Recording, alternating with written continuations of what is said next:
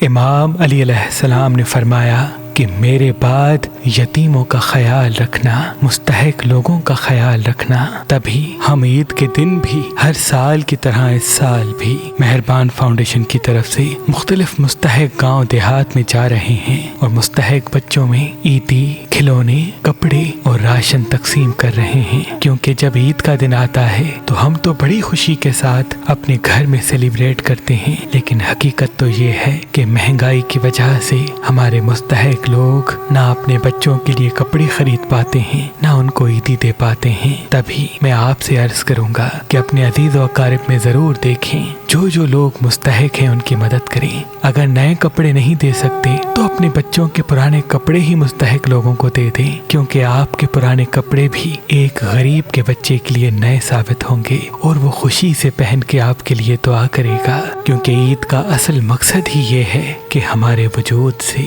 اللہ کے دوسرے بندوں کو خوشی ملے۔ میری طرف سے آپ سب کو عید مبارک، میری طرف سے آپ سب کو عید مبارک، میری طرف سے آپ سب کو عید مبارک۔